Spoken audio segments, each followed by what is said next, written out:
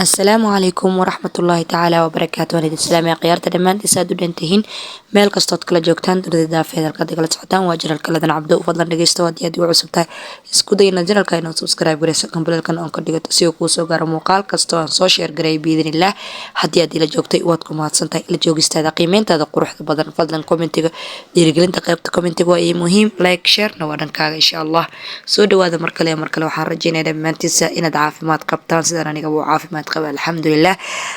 كاني بكا إلهي عافية كاني عافيمات كقبنا الله زائديو سو دواذا مركلة محاني دين وذا قصة كالي سيدات بهر إيغا بارتين قصة قيمة هذا وذا تأرونهان تيا قصة دان هديها دريسة وحبادنا يسكا كابدالي دونا قصة دينا سيدتنا يكو بلا ونيسا إن شاء الله سو دواذا ولا لايغا نين أيا وحو ليهي نين كان قصة وحكا دعدي سعودي عربية إن ويل كان وحو ليهي anigoo gurigeyga jooga ayaa waxa isoo wacday hooyaday oo waxay i tiraahday wiilkeygiyo waxaan ka rabaa korontada bishan iyo bishii hore waa laga rabaa yacni lacagta korontada inaad iga bixiso lacag 50 riyaal gaaraysa camal waaye waa inaad iga bixisaa wiilkeygiyo.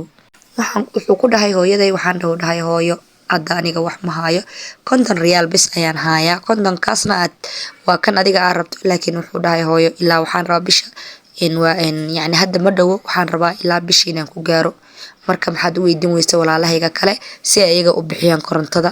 Markaas ay hooyaday waxay igu jawaabtay kuwaas waxaan u wici waayay kalsooni aan kugu qabo waxaana hubay yacni aan rajeynay inaad bixin doonto.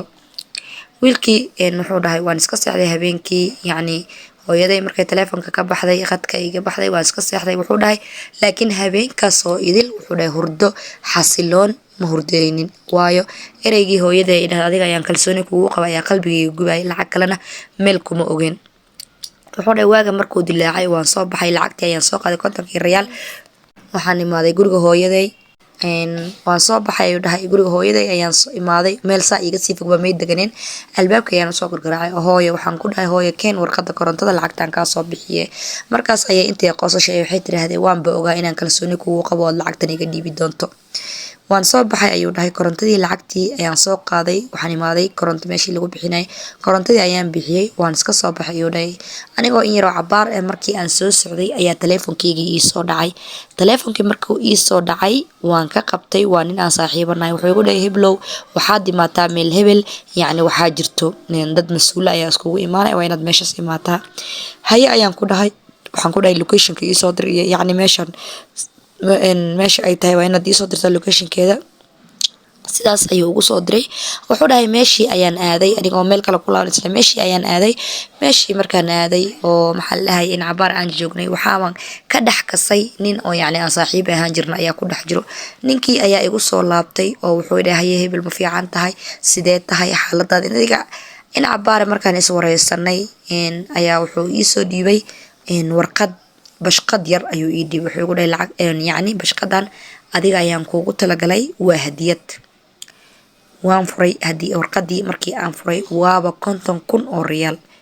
run ahaantii wuxuu dhahay waan soo baxay ninkii markii aan kasoo tagay saan u soo ordayay guriga hooyo ayaan imaaday waayo korontadii waxaan dhiibay dhahay 50 riyaal waxaan helay 50,000 oo riyaal. wuxuu dhahay maskaxdeedii way qaadan weysay wuxuu dhahay farxad darteed intaan guriga kusoo laabto aan hooyo anoo la kaftamay aan dhahay hooyo ayadana korontadii yacni iyadana intaan ayay dhashay. run ahaantii ninkaas wuxuu dhahay waxaasoo dhan waxaa ii horseeday ama aan yacni u horseedi karaa aan dhihi karnaa waa ducada waalidkiisa iyo kalsoonida ay ku qabtay hooyadiisa. horta muhiim hooyada ama aabbaha haddii ay kalsooni kuugu qabaan waxaad tahay qof wanaagsan waayo ilmaheedii kale meesa wicin asigii ayay wacday waxayna ku tiraahday wiilkeygiyo adiga ayaan kalsooni kugu qaba waxaan hubaa inaad iga dhiibayso. muxuu dhiibay 50 riyaal ilaahay muxuu ugu bedelay 50,000 oo riyaal. waxaasoo dhanna waxaa sabab u ahay hooyadiisii baarinimada uu sameeyey iyo sida quruxda badneed uu ula dhaqmay.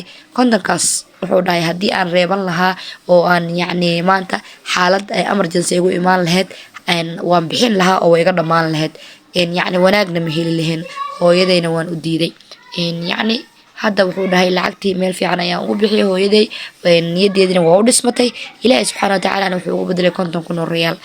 run ahaantii meeshaas waxaa inooga waalidka in loo baari falo loo naxariisto wax kastoo ay haysata haba yaraadaan ama ha badnaadaan inaad yacni haddayba kuu soo baahato aad dhiibtaa kol deenba usoo qaado maya aad tihin.